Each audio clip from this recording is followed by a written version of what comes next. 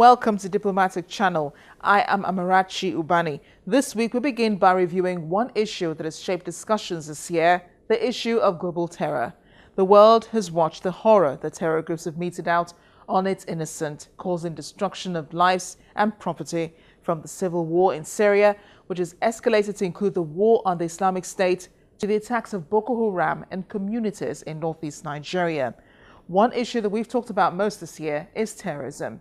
And one aspect we do hope is not brewing, which definitely needs some attention, is the altercation between the Nigerian army and members of the Islamic Movement of Nigeria. It does seem the life of the Chief of Army Staff, Lieutenant General Tukur Buratai, was put at risk when members of the group blocked his motorcade as he passed through Zaria, Kaduna. Despite appeals by the officers, the sect members refused to clear the way for the motorcade to pass. The result was an exchange of gunfire between the two groups. There were casualties, and later a raid on the Shiite camp, which left scores of people dead. The leader of the sect, Ibrahim Zakzaki, was taken away, though the military later denies this. In any case, you get the picture. But let's begin with a summary of this year's major issue. 2015 has been a year of promises and deadlines made in the fight against terror, especially in Nigeria's northeast, where the activities of Boko Haram extended to neighboring Cameroon, Niger, and Chad. A joint military task force was formed to reclaim territories overrun by the group and restore normalcy as much as possible. But it seemed the harder the military fought, the more the group held on.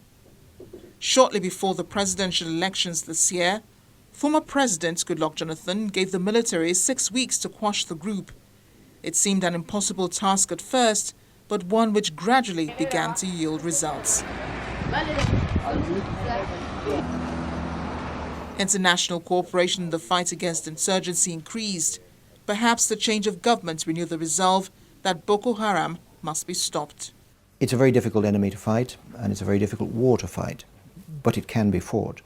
And what's needed, I think, is higher levels of training for soldiers in the field, more access to relevant equipment, particularly transport, helicopters. Armored ground transport is important, but helicopters in particular. And a determination to do two things.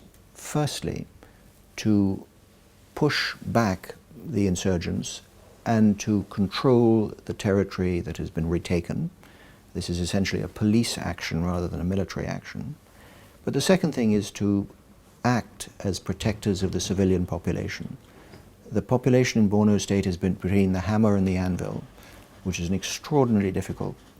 What we all hope is that with President Buhari's election, there's now a broader understanding of firstly what needs to be done and what we can do to help, and those doors will open.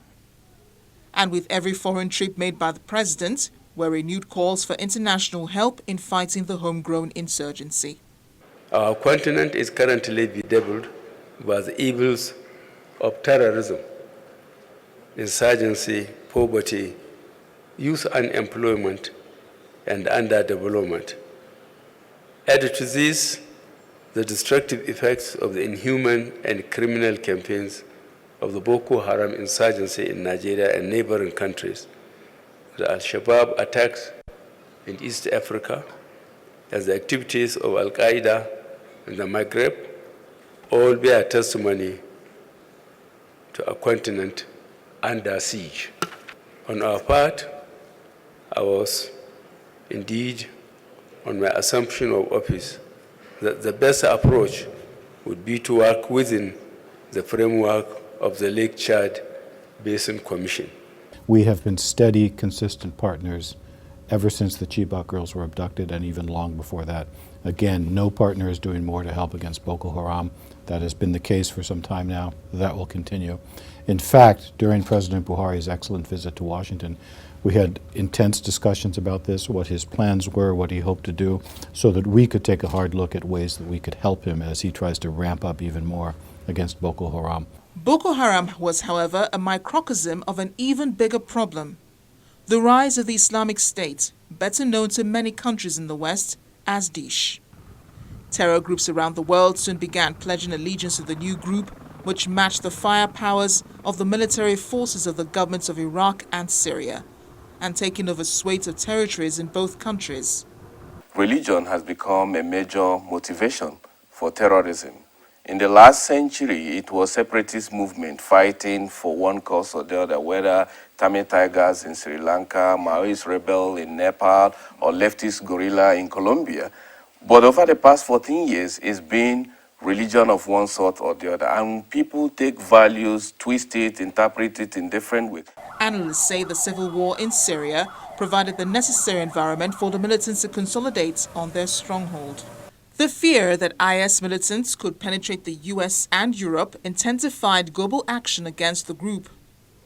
While the US led a joint coalition in Iraq, Russia decided to go solo in Syria, launching airstrikes on supposed militant targets in major towns and cities. The Syrian government said Russia had made more progress than any coalition put together to fight the terrorist group.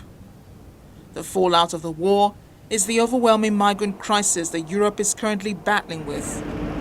Thousands fleeing the fighting are making treacherous journeys across the seas to a continent not quite ready to receive them. And with most countries such as Serbia and Croatia shutting their borders and building barricades, Germany has become a destination point, with the pronouncement of Chancellor Angela Merkel that her country could take in as much as 700,000 asylum seekers and refugees, urging the German people to accept them into their communities. The attacks in Paris, from Charlie Hebdo to the multiple attacks in November, only highlighted how desperately world leaders need to respond to the growing terror and, more importantly, to the Islamic State militants, an issue that has heated up debates and stirred controversy amongst US presidential election hopefuls. The Paris attacks forced France into the fray as it launched airstrikes against Islamic State in Syria alongside the coalition force made up of the US, Bahrain, Jordan, Qatar, Saudi Arabia, and the United Arab Emirates. Just last week, Saudi Arabia announced a 34-member coalition to fight terrorism, Nigeria included.